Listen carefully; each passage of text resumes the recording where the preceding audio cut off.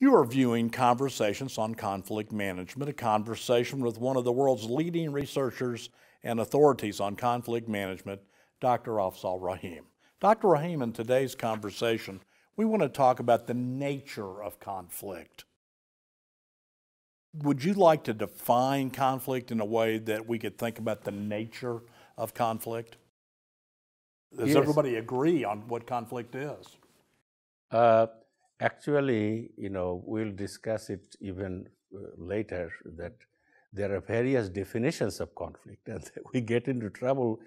There are dozens and dozens of definitions of conflict, and that's what the intellectuals do. They are good at defining things in different ways, and they want to make a mark on the field by defining things differently. But it is disagreement or inconsistency. Let me give you a single example. Two of us are here, but if you are given one chair, and we have to decide who is going to get the chair. And conflict management means that, let us have a discussion. 50% of the time you occupy the chair, and I will occupy the 50% of the chair. And it can be resolved that way. But sometimes people with more power, they decide things for their own favor. And that's not what I'm talking about. That's not the way to go. But see, if you talk about the nature, there were several types of conflict. One we already discussed, substantive conflict, the task-related conflict.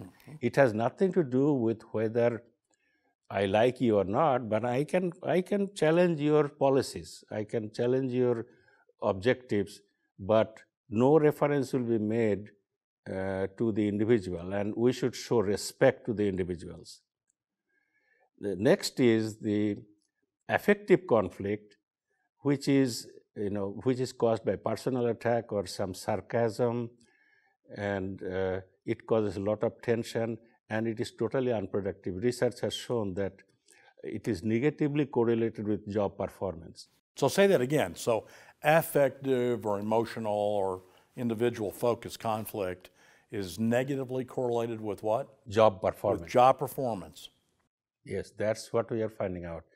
But substantive conflict is more complicated. It says at a moderate amount of substantive conflict, we maximize job performance. So it's not a linear relationship, but it is inverted U relationship. So up to a certain point, the conflict is good. After that, it becomes dysfunctional. And I give examples to my students that, you have to have some conflict the way you are doing. And if you don't go to the optimum place, you have stress and conflict there together, you go to a certain point, at that time you are doing the right thing and you will maximize your grade. But if you go to the other side, then there will be dysfunctions. You are sick or you have lost appetite and your relationship is affected. That means you have gone to the high side, which you don't need, which you don't want. But moderate amount of substantive conflict. Do you have any comments about today's society and how much conflict there is in the air? Oh, there is quite a bit of conflict. One is due to the tariff that the president has imposed. I was listening to some interviews. One of the agriculturalists, a farmer, he said we have a lot of things where we cannot sell, and government gave them some subsidy, but that was not enough. So he said that about 1/3 of the output is waiting there. They cannot sell because China is not buying some of these products anymore. And so that's a conflict. So if I can re-summarize, because our conversations are not time-linked, policies of government, policies of international trade, all of these things create conflict. It creates conflict, and look at the stock market. Stock market took a plunge of 600 points yesterday. So that's the effect. If you don't do things right, I think it is the market that should decide how you should do. But if you want to restrict market and you go for protectionism, Yes, there will be a lot of conflicts and a lot of people will suffer as a result of that. You know, one thing that you may know in my background that I used to negotiate labor contracts. So we'd sit across from each other and I would sit on one side and labor unions would sit on another. And that's intergroup conflict that is built there. But one wise person once told me that the real conflict was inside each side. You want to talk about that a little bit? Intra-group versus intergroup conflict? The conflict is there at every level, individual level, group level, intergroup level, and even inter-organizational level. And I don't see much research in that area. Between organizations. Between organizations, like, you know, Pepsi and Coke, they have lifetime competition and conflict, and it will remain that way. But let the market decide. You know, they will learn few things. You know, actually we could talk about, you know, some theories to explain. But if they collaborate, you know, they will be winners. That's what it is. We are finding out. Maybe they are, and we don't know it. We don't know it. Because they're both doing well. I think one of the central elements in this conversation has to do with these conflict management styles. Do you want to talk about that a little bit, these styles of handling interpersonal conflict? I think that is the central issue. You know, the conflict is there and there are various types of conflicts. But instead of studying various types of conflicts, we should talk about how do we handle conflict. So there is the dual concern model. Do you have concern for yourself, high or low? But generally people have high concern for themselves. They want the best. But see, there is another party.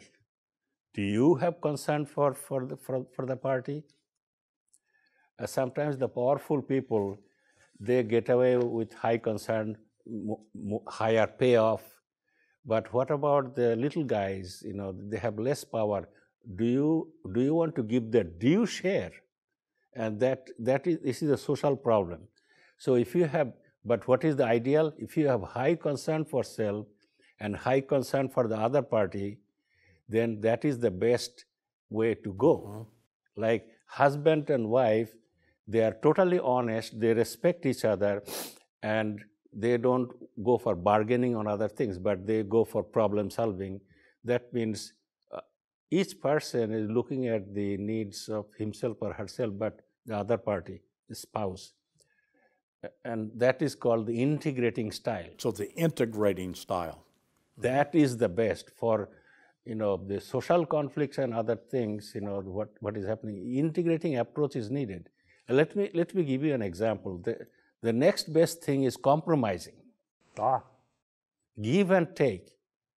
And after that, there is nothing. Look at Congress.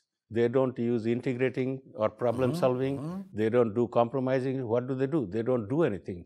You know, they are just dysfunctional thing. And their approval rating is what, 12%? Well, if two sides are just fighting and not having concern for each other, on this model we're discussing, that's the dominating style. That's the dominating approach. One wins, one loses. Yes, actually, I see that in Congress that there is dominating. Both parties are equally powerful, and they don't want to yield. I wish they could come to some compromising situation that I will approve this project for you, and you accept some of our demands. It could be done that way, and in the past it had been done that way, but now that is not possible. But so they're moved into the dominating style. And you said that the compromising style might be the second best here. The second best, yes. If in the labor management negotiation, compromising is the way to go, because both parties are powerful and they don't trust each other. For example, trust is lacking, but in integrating, trust is needed.